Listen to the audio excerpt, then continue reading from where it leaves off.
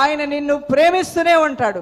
నువ్వెంత వద్దనుకున్నా, నువ్వెంతగా దేవుని సంచి పారిపోవాలనుకున్నా, నువ్వెంతగా కాదనుకున్నా, ఒక్కసారి ఆయనతో నీ బంధము ముడిపడిన తర్వాత అది బలమైన బంధముగా అవుతుంది.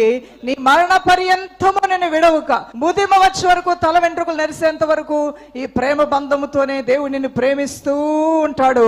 ఈ దేవుని యొక్క ప్రేమ ఆరిపోయే ప్రేమ కాదు, చల్లారిపోయే ప్రేమ కాదు. అగప్పేలవ్, నిస్వార్థమైన ప్రేమ, శాశ్వతమైన ప్రేమ.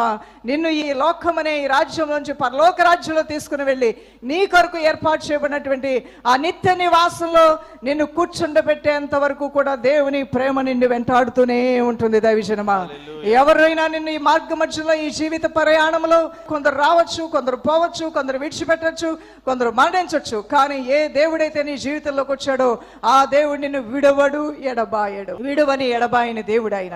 ఆయన ఎప్పుడు నీతోనే ఉంటాడు, నీలోనే ఉంటాడు.